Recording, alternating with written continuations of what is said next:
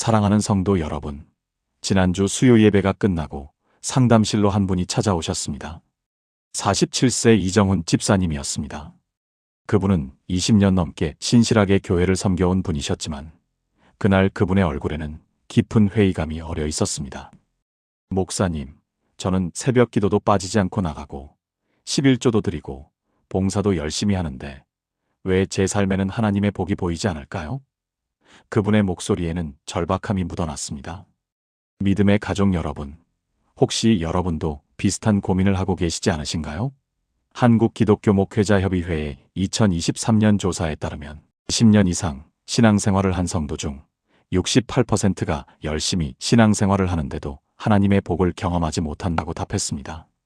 더 놀라운 것은 이들 중 83%가 더 많이 헌신하면 복을 받을 수 있을 것이라고 생각하며 자신을 더욱 압박하고 있다는 사실입니다. 사랑하는 성도 여러분, 저는 이정훈 집사님께 한 가지 질문을 드렸습니다.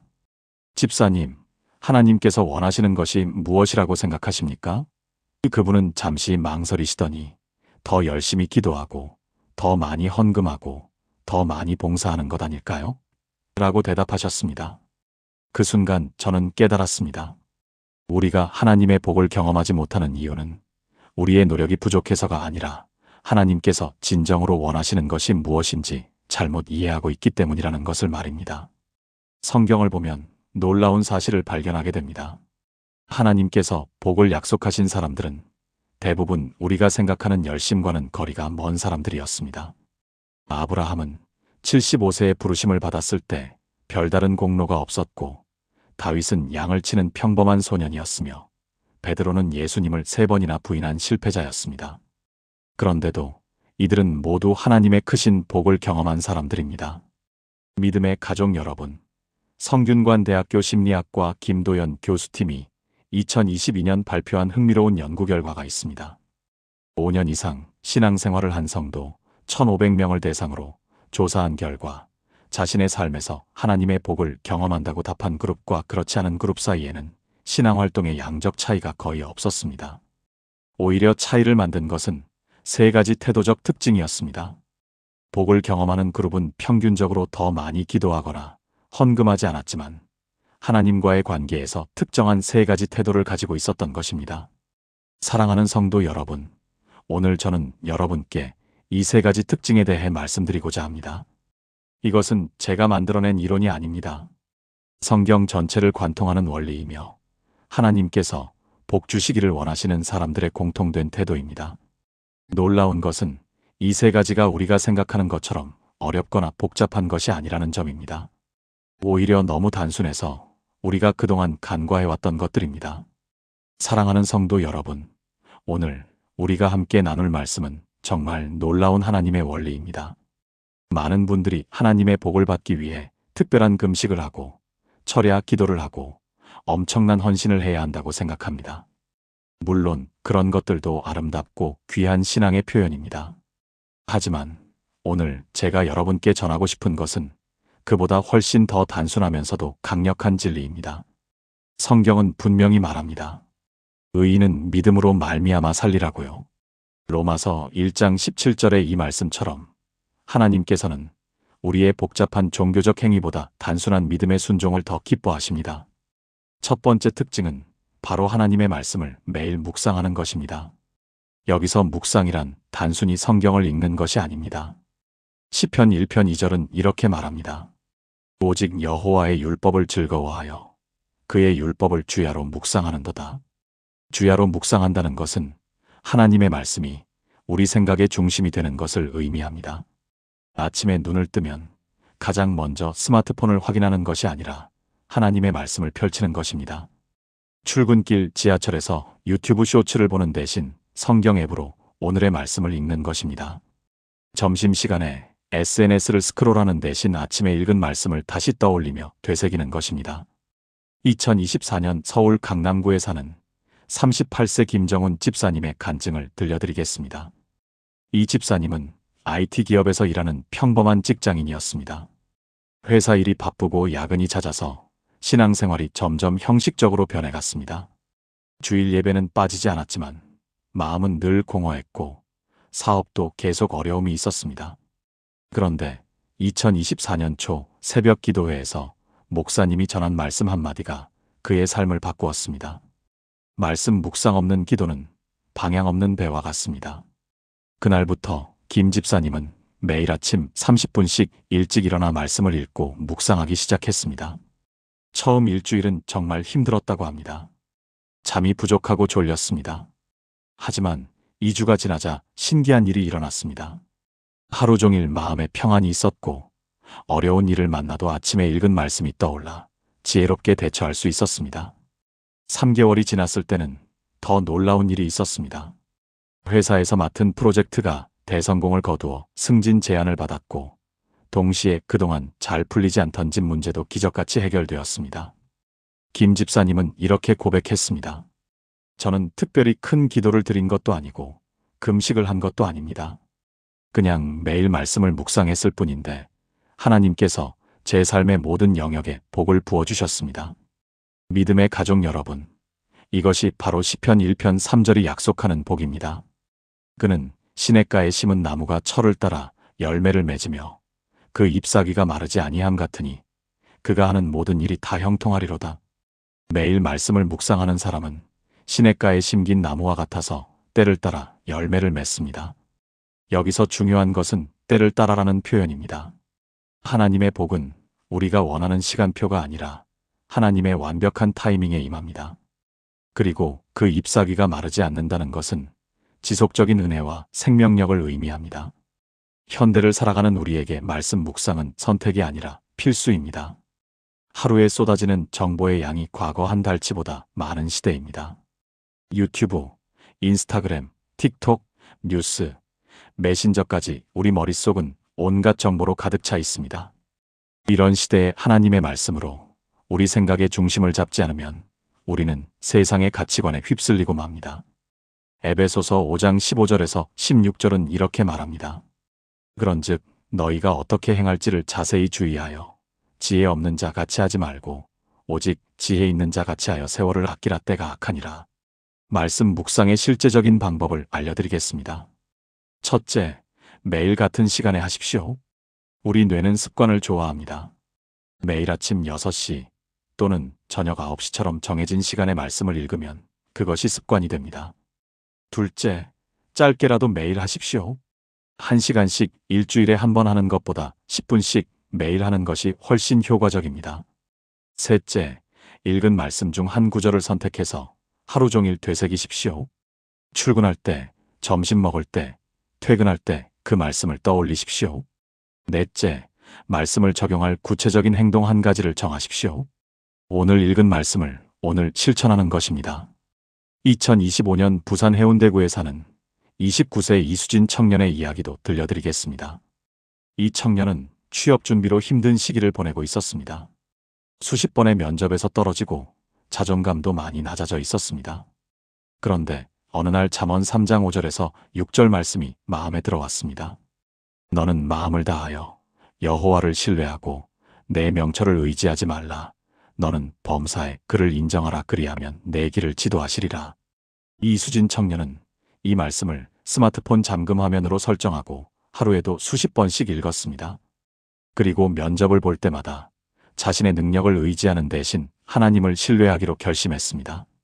놀랍게도 그 다음 면접에서 합격 통보를 받았습니다. 더 놀라운 것은 그 회사가 처음 지원했던 회사보다 훨씬 좋은 조건이었다는 것입니다. 이수진 청년은 이렇게 간증했습니다. 저는 제 명철과 능력을 의지하느라 계속 실패했습니다. 하지만 말씀을 붙들고 하나님을 신뢰하기 시작하니 하나님께서 제가 생각지도 못한 길로 인도하셨습니다. 사랑하는 성도 여러분, 이것이 바로 말씀 묵상의 능력입니다. 우리가 말씀을 묵상할 때 하나님께서 우리의 생각을 바꾸시고 우리의 관점을 바꾸시고 결국 우리의 삶을 바꾸십니다. 믿음의 가족 여러분, 지난주에 한 집사님이 저에게 이런 질문을 하셨습니다. 목사님, 저는 열심히 교회 생활도 하고 헌금도 드리는데 왜 제 삶에는 복이 보이지 않을까요? 저는 그 집사님께 되물었습니다. 집사님, 혹시 감사를 잊고 계신 건 아닌가요? 그 집사님은 잠시 침묵하시더니 이렇게 말씀하셨습니다. 감사요? 감사할 것이 별로 없는데요. 사업은 어렵고 아이들은 말을 안 듣고 건강도 예전 같지 않은데 무엇을 감사합니까?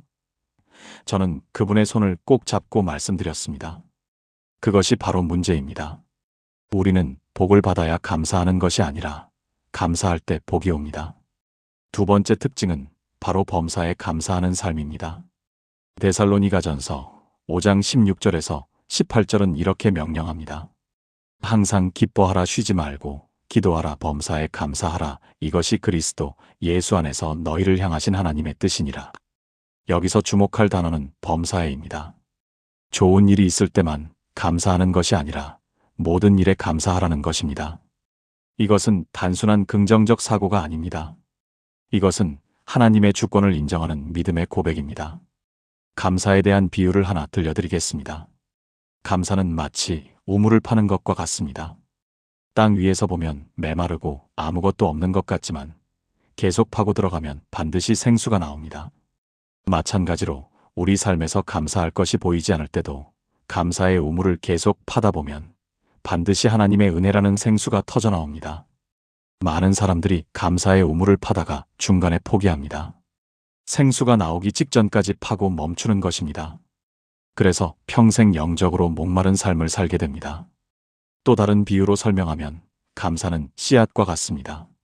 농부가 씨앗을 땅에 심으면 처음에는 아무 변화가 보이지 않습니다.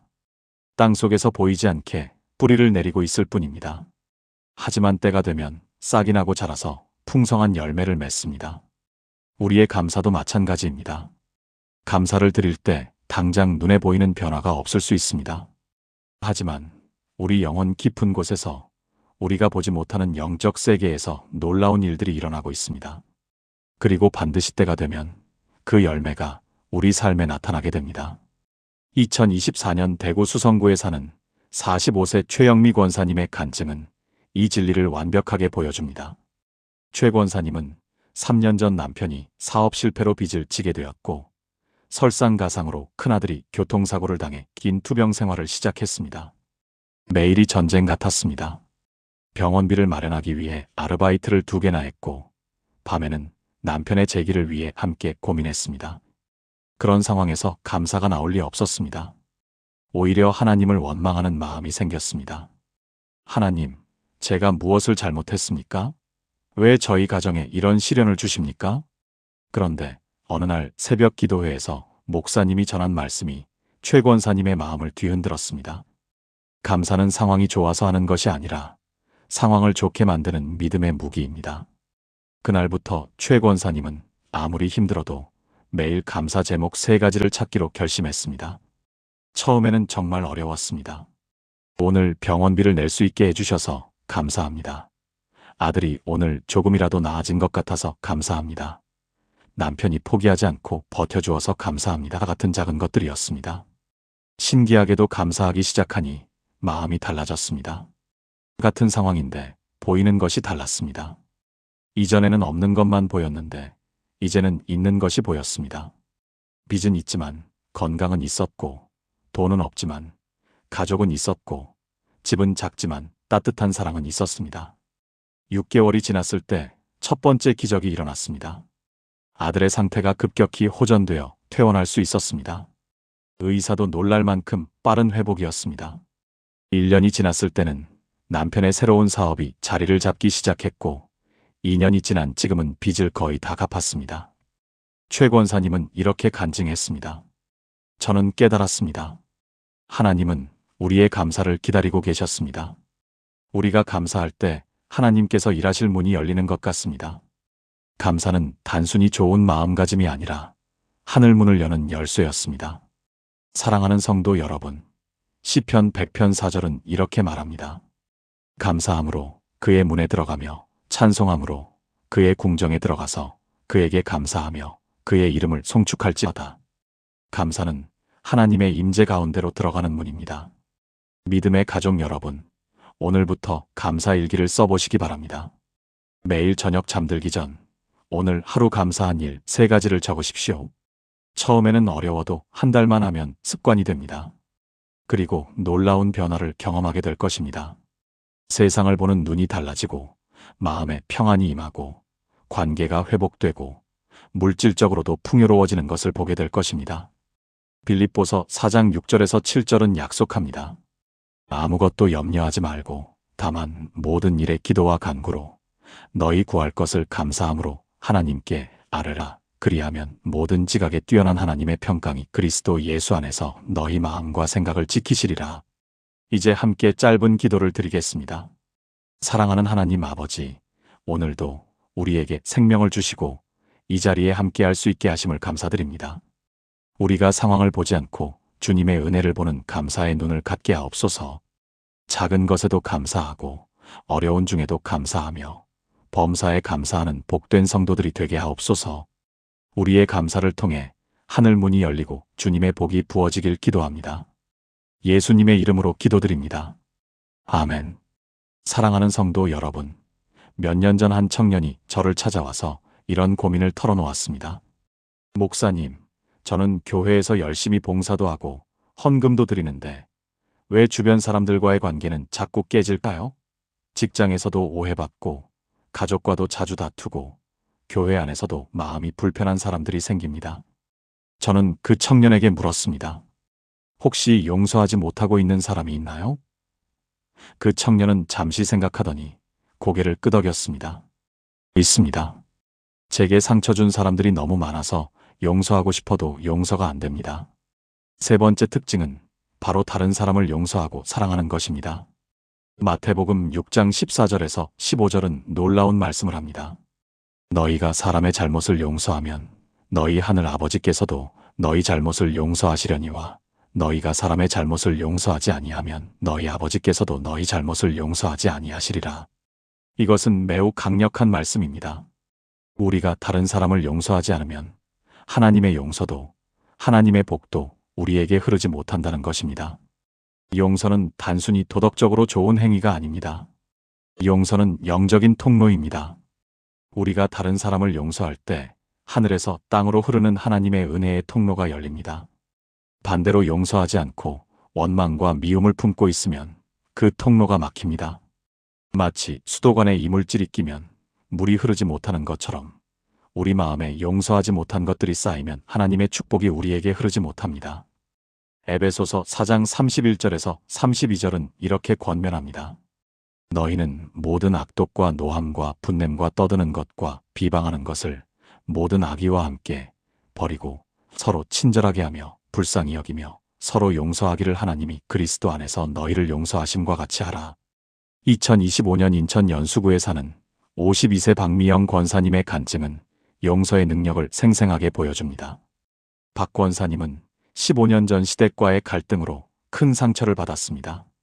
시어머니의 심한 말과 행동 때문에 우울증까지 앓았고 그 이후로 시댁과 거의 왕래를 끊고 살았습니다.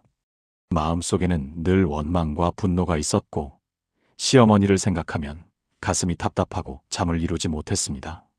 신앙생활도 형식적으로 변했고 기도에도 응답받는 느낌이 없었습니다. 교회에서는 웃고 밝게 지내지만 집에만 들어가면 우울하고 힘든 시간이 계속되었습니다. 그러던 어느 날 부흥회에서 강사 목사님이 용서에 대한 말씀을 전했습니다. 여러분, 용서하지 못하는 것은 독약을 마시면서 상대방이 죽기를 바라는 것과 같습니다. 결국 죽는 것은 자신입니다. 그 말씀이 박 권사님의 가슴을 뚫고 들어왔습니다. 15년 동안 자신이 시어머니를 미워하면서 정작 고통받은 사람은 시어머니가 아니라 자신이었다는 것을 깨달았습니다. 그날 밤 박 권사님은 눈물로 기도했습니다. 하나님, 저는 용서할 수 없습니다. 하지만 주님께서 용서하게 하실 수 있다면 저를 도와주세요. 하나님은 그 기도에 응답하셨습니다. 다음 날부터 박 권사님은 매일 시어머니를 위해 기도하기 시작했습니다. 처음에는 형식적이었습니다. 시어머니의 건강을 지켜주세요라고 짧게 기도했습니다. 하지만 날이 갈수록 기도가 진심이 되었습니다. 시어머니의 아픈 과거, 힘든 삶을 이해하게 되었고 그분도 상처받은 사람이었다는 것을 알게 되었습니다. 3개월 후 박 권사님은 용기를 내어 시댁을 방문했습니다. 시어머니는 깜짝 놀라셨지만 박 권사님이 준비해간 음식을 드시며 눈물을 흘리셨습니다. 그날 이후 놀라운 변화들이 일어났습니다. 첫째, 박 권사님의 우울증이 완전히 나았습니다. 15년간 복용하던 약을 끊었는데도 아무 문제가 없었습니다. 둘째, 남편과의 관계가 회복되었습니다. 시댁 문제로 남편과 자주 다퉜는데 그것이 사라지니 부부관계가 회복되었습니다. 셋째, 자녀들이 변했습니다. 엄마의 밝아진 모습을 보며 아이들도 밝아졌습니다. 넷째, 사업이 풀렸습니다. 남편의 사업이 10년간 제자리 걸음이었는데 갑자기 큰 계약이 성사되었습니다. 다섯째, 건강이 좋아졌습니다. 여기저기 아프던 몸이 건강해졌습니다. 박 권사님은 이렇게 간증했습니다. 저는 깨달았습니다. 용서는 상대방을 위한 것이 아니라 나를 위한 것입니다. 용서는 상대방을 자유롭게 하는 것이 아니라 나를 자유롭게 합니다. 그리고 용서할 때 하나님의 복이 막힘없이 흐르기 시작합니다. 누가복음 6장 37절. 믿음의 가족 여러분, 제가 신학교를 다니던 시절 은사님 한 분이 해주신 말씀이 아직도 제 가슴에 생생합니다. 젊은 전도사, 하나님의 복을 받고 싶다면 먼저 하나님의 말씀 안에 거하는 법을 배우게. 말씀이 없는 신앙생활은 나침반 없이 항해하는 것과 같네. 그때는 그 말씀이 무슨 뜻인지 잘 이해하지 못했습니다. 저도 성경은 매일 읽고 있었고 큐티도 하고 있었으니까요. 하지만 세월이 흐르고 목회 현장에서 수많은 성도들을 만나면서 깨달았습니다. 성경을 읽는 것과 말씀 안에 거하는 것은 전혀 다른 차원의 문제라는 것을 말입니다. 하나님의 복이 알아서 따라오는 세 번째 특징은 바로 말씀을 묵상하고 그 안에 거하는 삶입니다. 여호수아 1장 8절은 이렇게 말씀합니다. 이 율법책을 내 입에서 떠나지 말게 하며 주야로 그것을 묵상하여 그 안에 기록된 대로 다 지켜 행하라. 그리하면 내 길이 평탄하게 될 것이며 내가 형통하리라. 이 말씀에서 하나님은 단순히 성경을 읽으라고만 하시지 않았습니다. 주야로 묵상하라고 하셨습니다. 묵상이라는 히브리어 하가는 원래 소가 되새김질하는 것을 의미합니다. 소가 먹은 풀을 계속해서 씹고 또 씹어 완전히 소화시키듯이 우리도 하나님의 말씀을 계속 되새기며 우리 삶의 일부로 만들어야 한다는 뜻입니다. 작년 2024년 봄에 대구에 사시는 45세 이정훈 집사님이 저를 찾아오셨습니다. 그분은 건설회사를 운영하시는데 사업이 점점 어려워지고 있었습니다. 목사님, 저는 11조도 빠짐없이 드리고 헌금도 정성껏 드립니다. 봉사도 열심히 하고 있습니다. 그런데 왜 사업은 자꾸 어려워질까요? 하나님께서 저를 버리신 건 아닐까요? 저는 그분께 한 가지를 여쭤봤습니다. 집사님, 요즘 말씀 묵상은 하고 계신가요? 집사님은 솔직하게 대답하셨습니다. 목사님, 솔직히 말씀드리면 사업이 바빠서 성경 읽을 시간도 없습니다. 주일 예배 때 설교 말씀 듣는 게 전부입니다. 저는 그분께 제안했습니다. 집사님, 3개월만 실험해 보시겠습니까? 매일 아침 30분씩만 말씀을 읽고 묵상하는 시간을 가져보세요. 사업 걱정하는 그 시간에 말씀 앞에 앉아보세요. 이정훈 집사님은 반신반의하면서도 시작했습니다. 처음에는 힘들었다고 합니다. 성경을 펼쳐도 머릿속은 온통 회사 일과 자금 걱정뿐이었습니다. 하지만 며칠이 지나자 신기한 일이 일어났습니다. 말씀을 읽을 때마다 마음의 평안이 찾아왔고 복잡하게만 보이던 문제들에 대한 지혜가 떠올랐습니다. 어느 날은 잠언 3장 5절에서 6절 말씀이 눈에 들어왔습니다. 너는 마음을 다하여 여호와를 신뢰하고 내 명철을 의지하지 말라. 너는 범사에 그를 인정하라. 그리하면 내 길을 지도하시리라. 그 순간 집사님은 깨달았습니다. 자신이 지금까지 하나님보다 자신의 판단과 능력을 더 의지하고 있었다는 것을 말입니다. 사업의 모든 결정을 자기 생각대로 진행하고 하나님께는 그저 잘되게 해달라고 기도만 했던 것입니다. 그날부터 집사님의 접근 방식이 바뀌었습니다. 중요한 결정을 내릴 때마다 먼저 기도하고 말씀을 찾았습니다. 거래처와의 계약서에 도장을 찍기 전에 하나님, 이 일이 주님의 뜻입니까? 라고 물었습니다.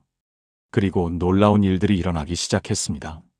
어떤 계약은 직감적으로 하지 말아야 할 것 같아서 거절했는데 나중에 보니 그 거래처가 부도가 났습니다. 또 어떤 프로젝트는 수익성이 낮아 보여서 포기하려 했는데 기도 중에 마음이 바뀌어 진행했더니 오히려 장기적으로 큰 이익이 되었습니다. 3개월이 지나자 회사의 분위기가 완전히 달라졌습니다.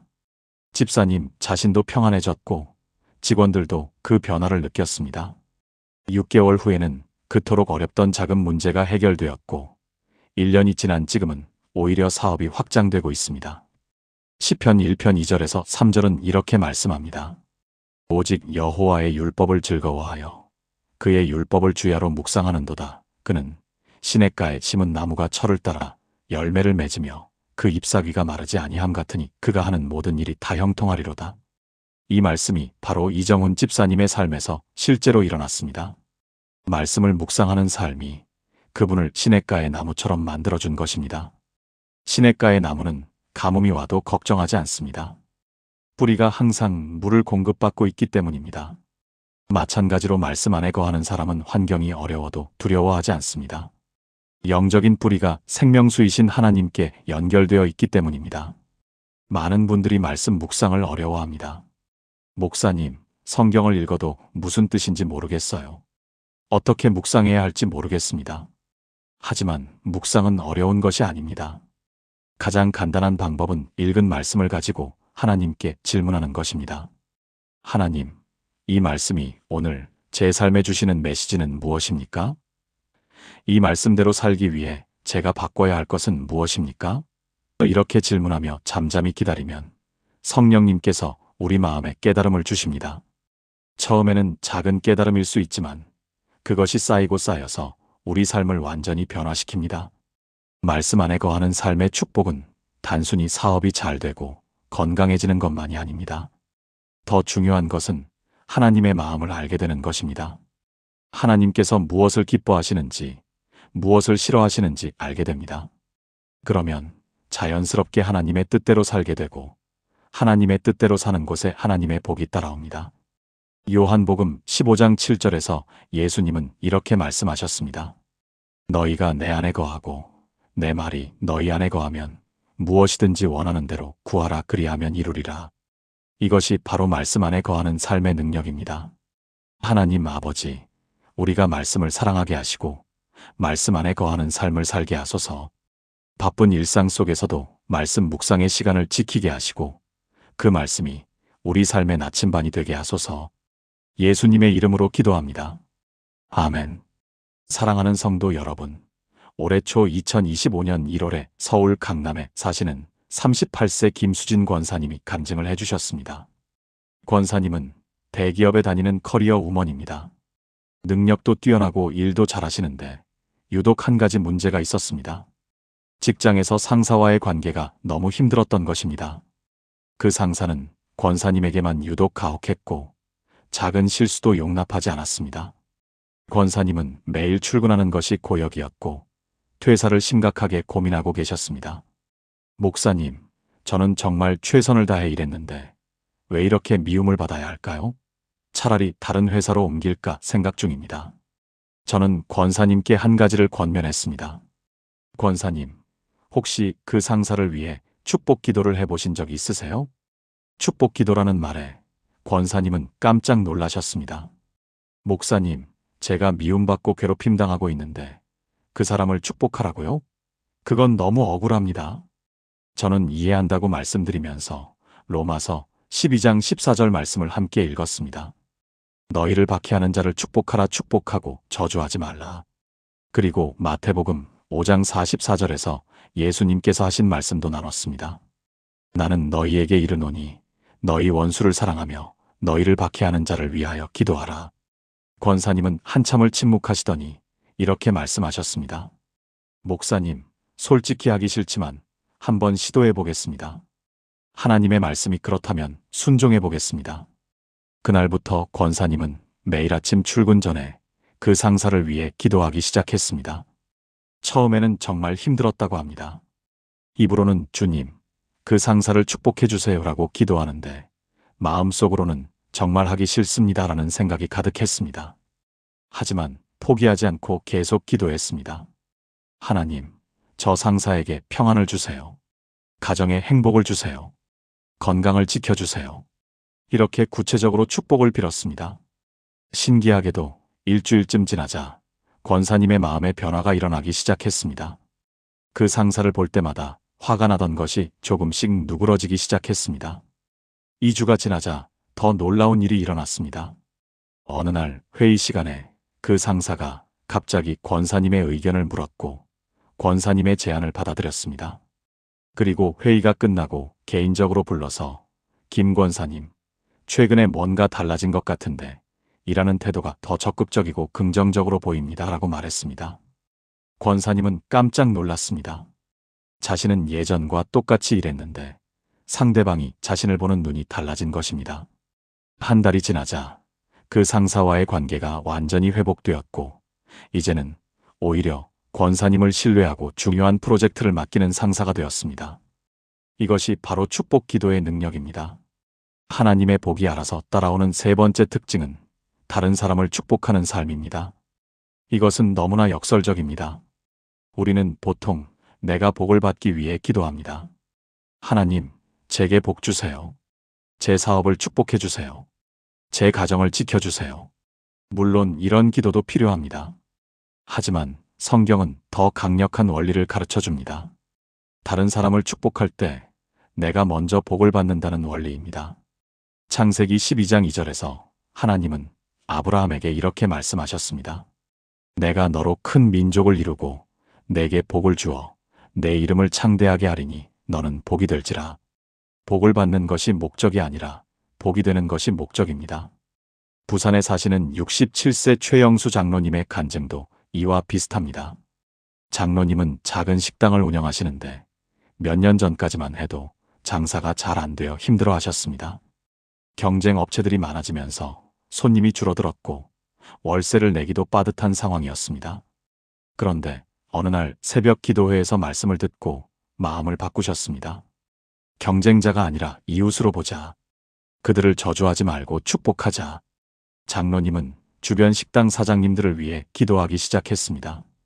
심지어 바로 옆 가게 사장님을 위해서도 하나님, 저 집도 장사 잘 되게 해주세요라고 기도했습니다. 그리고 실제로 행동으로 옮겼습니다. 손님이 많이 오시면 옆 가게를 소개해드렸습니다. 저희는 자리가 없으니 옆 가게도 맛있으니 가보세요. 식재료를 대량으로 구입하면 옆 가게와 나눴습니다.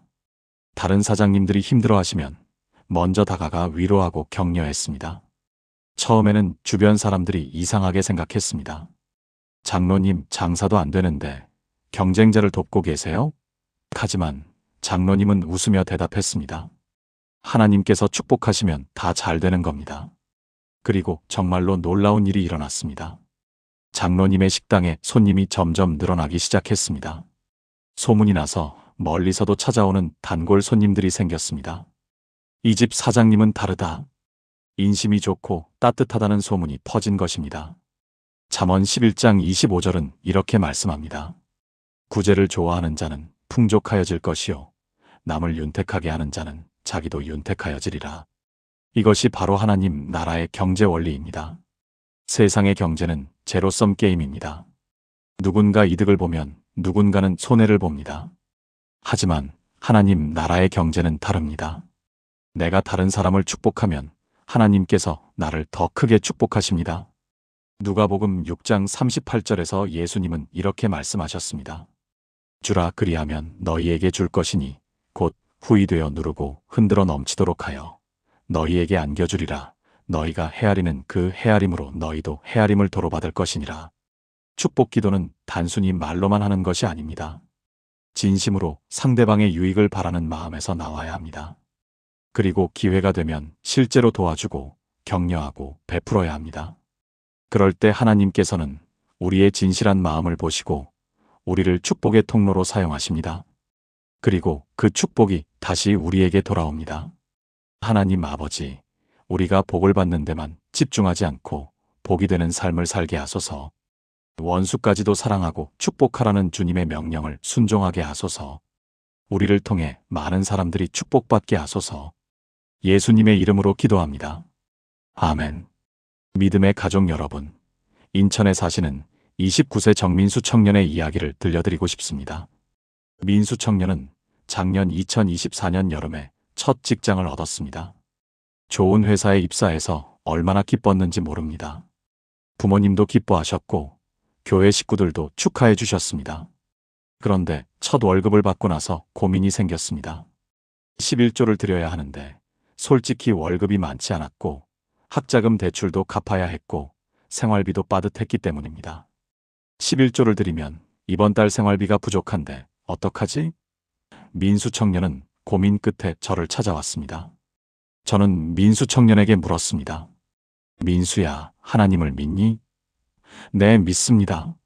하나님께서 너를 책임지실 거라고 믿니? 네, 믿습니다. 그럼 믿음으로 행하는 게 어때? 하나님께 먼저 드리고 나머지로 생활해 보는 거야. 민수 청년은 걱정스러워했지만 결단했습니다. 좋습니다. 한번 믿어보겠습니다. 그리고 첫 월급에서 11조를 드렸습니다. 그 달은 정말 빠듯했습니다. 외식은커녕 점심도 도시락을 싸서 다녔고 친구들 약속도 많이 거절했습니다. 하지만 신기하게도 한 달을 무사히 보냈습니다. 두 번째 달이 되자 놀라운 일이 일어났습니다. 회사에서 갑자기 성과급을 받았습니다. 예상하지 못했던 돈이었습니다. 세 번째 달에는 부모님께서 갑자기 용돈을 보내주셨습니다. 아들, 첫 직장 생활 힘들지? 이거 받아서 맛있는 거 먹어. 네 번째 달이 되자 민수 청년은 확신하게 되었습니다. 아, 하나님께서 정말 책임지시는구나. 내가 하나님께 먼저 드리면 하나님께서 채워주시는구나. 그때부터 민수 청년은 11조를 드리는 것이 부담이 아니라 기쁨이 되었습니다. 그리고 놀라운 것은 1년이 지난 지금 승진도 하고 연봉도 올랐다는 것입니다. 이것이 바로 하나님께 먼저 드리는 삶의 축복입니다. 말라기 3장 10절은 이렇게 말씀합니다. 만군의 여호와가 이르노라 너희의 온전한 11조를 창고에 들여 나의 집에 양식이 있게 하고 그것으로 나를 시험하여 내가 하늘 문을 열고 너희에게 복을 쌓을 곳이 없도록 붙지 아니하나 보라. 이 말씀에서 하나님은 나를 시험하라고 하십니다. 성경에서 하나님을 시험하라고 말씀하시는 곳은 이곳밖에 없습니다. 그만큼 하나님께서 확신하시는 약속입니다. 너희가 나를 먼저 생각하고 나에게 먼저 드린다면 내가 반드시 너희를 책임지겠다는 약속입니다. 많은 분들이 오해하는 것이 있습니다. 11조나 헌금을 하나님께 드리는 것이 마치 하나님께 무언가를 주는 것처럼 생각합니다. 하지만 그게 아닙니다. 우리가 가진 모든 것이 이미 하나님의 것입니다. 시편 24편 1절은 이렇게 말씀합니다. 땅과 거기에 충만한 것과 세계와 그 가운데에 사는 자들은 다 여호와의 것이로다. 우리의 재산, 시간, 능력, 건강, 심지어 우리의 생명까지 모두 하나님께로부터 받은 것입니다. 11조는 그것을 인정하는 신앙 고백입니다. 하나님, 제가 가진 이 모든 것이 주님의 것임을 고백합니다. 그중 10분의 1을 주님께 돌려드립니다. 이것을 이해하기 쉽게 비유로 설명해 드리겠습니다. 어떤 부자가 가난한 청년에게 큰 밭을 빌려주었습니다. 이 밭에서 농사를 지어서 수확한 것은 모두 내가 가져도 좋다. 단 한 가지 조건이 있다. 수확의 10분의 1은 나에게 가져와야 한다. 청년은 너무 기뻐서 열심히 농사를 지었습니다. 가을이 되어 풍성한 수확을 거두었습니다. 그런데 막상 10분의 1을 떼어놓으려니까 아까운 마음이 들었습니다. 이건 내가 땀 흘려 일한 거잖아. 왜 주인에게 줘야 하지? 하지만 생각해보세요. 그 밭이 누구 것입니까? 청년이 농사 지을 수 있었던 것도 주인이 밭을 빌려주었기 때문 아닙니까? 믿음의 가족 여러분, 지금까지 우리가 함께 나눈 두 가지 특징 기억하시나요? 첫째는 하나님의 말씀 안에 거하는 것이었고, 둘째는 형제자매를 진심으로 사랑하는 것이었습니다. 그런데 오늘 제가 마지막으로 전하고 싶은 세 번째 특징은 사실 가장 중요하면서도 가장 많은 분들이 간과하는 부분입니다. 바로 감사하는 마음으로 사는 것입니다. 부산에 사시는 67세 이현숙 권사님의 이야기를 들려드리겠습니다. 권사님은 2023년에 남편을 먼저 하늘나라로 보내셨습니다. 40년을 함께 살아온 동반자를 잃은 상실감은 말로 표현할 수 없었다고 합니다. 그런데 더 큰 시련이 찾아왔습니다. 남편이 돌아가신 지 6개월 만에 오른쪽 무릎에 심각한 관절염이 생겼고 의사는 인공관절 수술을 권했습니다. 혼자 사는 노인이 수술을 받는다는 것이 얼마나 두려운 일인지 아시나요? 권사님은 저에게 전화로 이렇게 말씀하셨습니다. 목사님, 저는 이제 끝인 것 같아요. 남편도 없고 몸도 아프고 앞으로 어떻게 살아야 할지 막막해요. 그 목소리에는 깊은 절망이 배어 있었습니다. 저는 권사님께 한 가지 제안을 드렸습니다.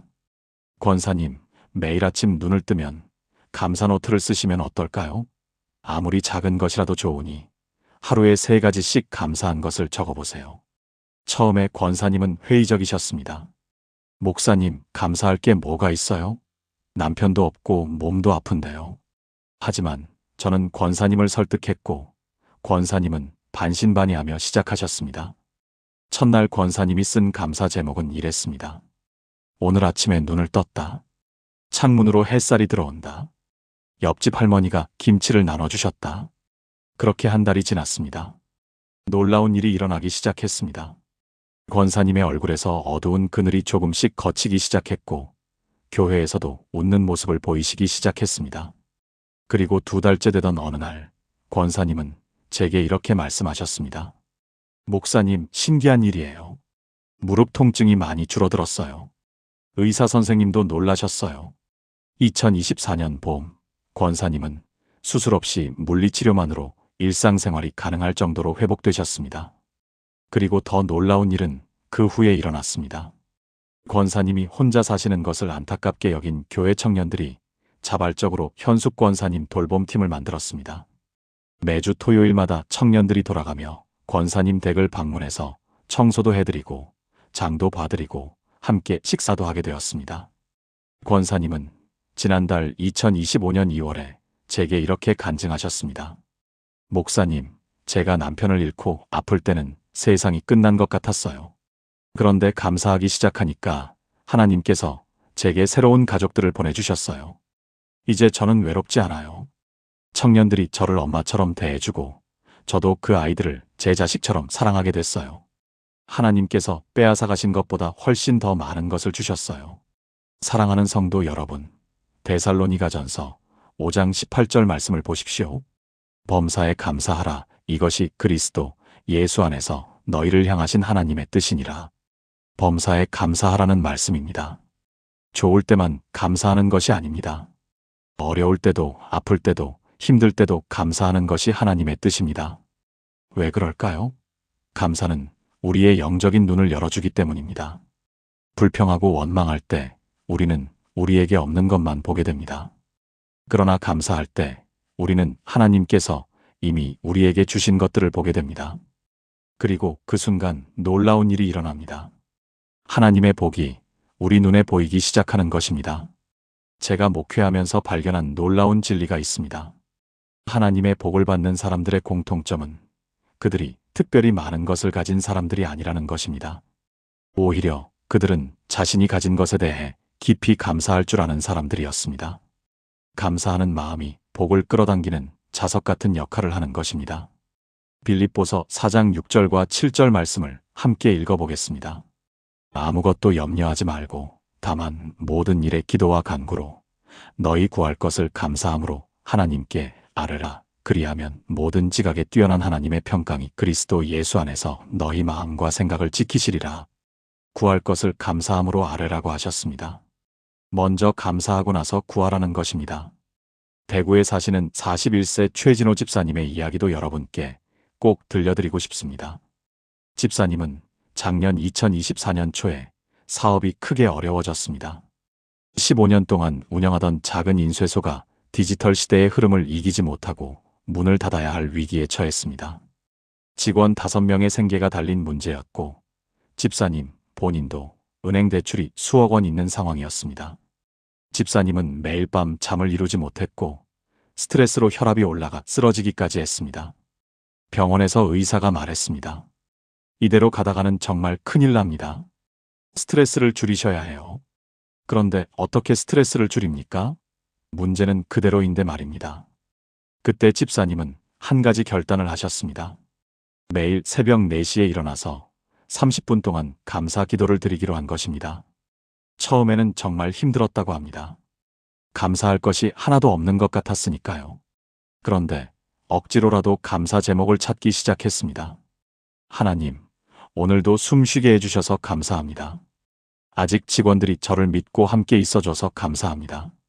아내가 포기하지 않고 저를 응원해줘서 감사합니다. 한 달, 두 달이 지나면서 놀라운 변화가 일어났습니다. 집사님의 마음에 평안이 찾아오기 시작한 것입니다. 그리고 평안한 마음으로 사업을 바라보니 전에는 보이지 않던 것들이 보이기 시작했습니다.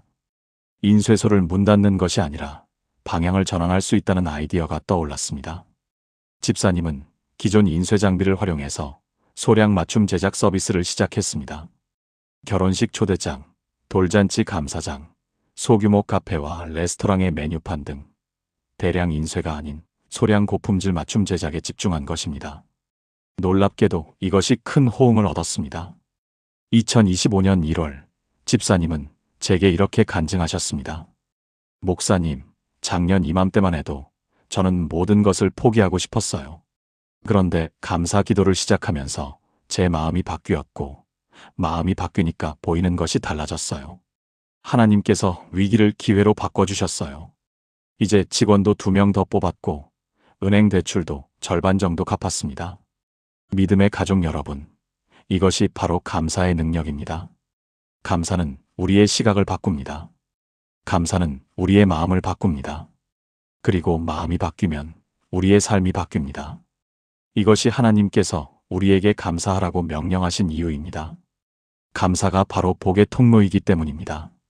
시편 50편 23절 말씀입니다. 감사로 제사를 드리는 자가 나를 영화롭게 하나니 그의 행위를 옳게 하는 자에게 내가 하나님의 구원을 보이리라. 감사로 제사를 드리는 자에게 하나님의 구원을 보이신다고 했습니다. 감사가 곧 제사입니다. 우리가 하나님께 드릴 수 있는 가장 귀한 예배가 바로 감사인 것입니다. 사랑하는 성도 여러분, 오늘 제가 전한 3가지 특징을 다시 한번 정리해 보겠습니다. 첫째, 하나님의 말씀 안에 거하는 것입니다. 말씀이 우리 삶의 기초가 되어야 합니다. 둘째, 형제자매를 진심으로 사랑하는 것입니다. 사랑이 없으면 우리의 모든 신앙 행위가 의미가 없습니다. 셋째, 범사에 감사하는 것입니다. 감사가 우리의 영적인 눈을 열어주고 복을 끌어당깁니다. 사랑하는 하늘 아버지, 오늘 이 시간 주님 앞에 나아온 저희를 불쌍히 여겨주시옵소서. 그동안 저희가 얼마나 복을 잘못 이해하고 있었는지 깨닫게 하시니 감사합니다. 하나님 아버지, 저희가 주님의 말씀 안에 거하게 하옵소서. 바쁜 일상 속에서도 매일 주님의 말씀을 읽고 묵상할 수 있는 지혜를 주시옵소서.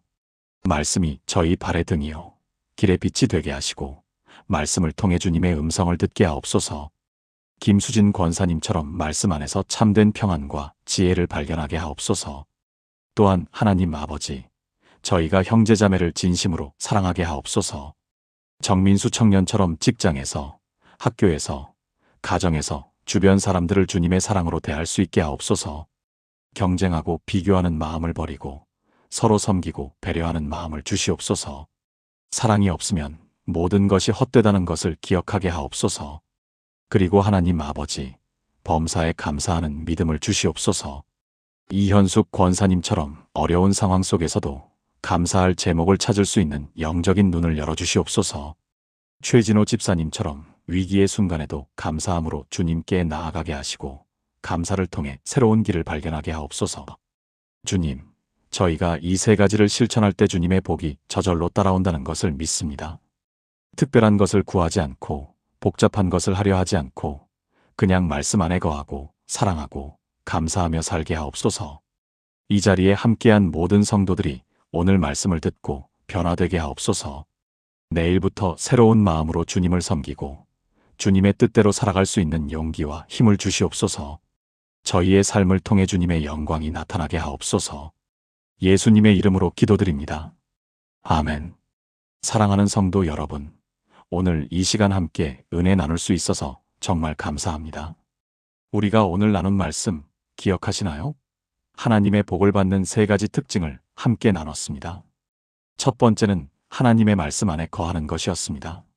우리가 먼저 그분의 나라와 그분의 의를 구할 때 필요한 모든 것이 더해진다는 진리를 배웠습니다. 김수진 권사님의 이야기를 통해 우리는 말씀 안에 거할 때 어떤 변화가 일어나는지 보았습니다. 두 번째는 형제자매를 진심으로 사랑하는 것이었습니다. 요한 1서 4장 20절 말씀처럼 보이는 형제를 사랑하지 않으면서 보이지 않는 하나님을 사랑한다고 말할 수 없습니다. 정민수 청년의 간증을 통해 우리는 사랑이 얼마나 강력한 복의 통로인지 확인했습니다. 세 번째는 범사에 감사하는 것이었습니다. 감사는 우리의 영적인 눈을 열어주고 하나님께서 이미 우리에게 주신 복을 보게 합니다. 이현숙 권사님과 최진호 집사님의 이야기를 통해 우리는 감사의 능력을 목격했습니다. 믿음의 가족 여러분, 이 세 가지는 사실 특별한 것이 아닙니다. 누구나 할 수 있는 것들입니다. 그런데 왜 많은 사람들이 하나님의 복을 경험하지 못할까요? 간단합니다. 실천하지 않기 때문입니다. 아는 것과 행하는 것은 다릅니다. 야고보서 1장 22절 말씀처럼 우리는 말씀을 행하는 자가 되어야 합니다. 오늘부터 시작해 보시지 않으시겠습니까? 내일 아침 조금 일찍 일어나서 말씀을 읽어보십시오. 출근길에, 등교길에 만나는 사람들에게 따뜻한 미소를 지어보십시오. 그리고 잠자리에 들기 전에 오늘 하루 감사한 일 3가지를 떠올려 보십시오. 이렇게 간단한 것부터 시작하는 것입니다. 처음에는 어색할 수 있습니다. 습관이 되기까지 시간이 걸릴 수도 있습니다. 그러나 포기하지 마십시오. 21일만 계속하면 습관이 됩니다. 3개월만 지속하면 삶의 방식이 됩니다. 1년을 지속하면 여러분의 인생이 완전히 바뀔 것입니다. 제가 15년 목회하면서 수많은 성도들을 만나봤습니다.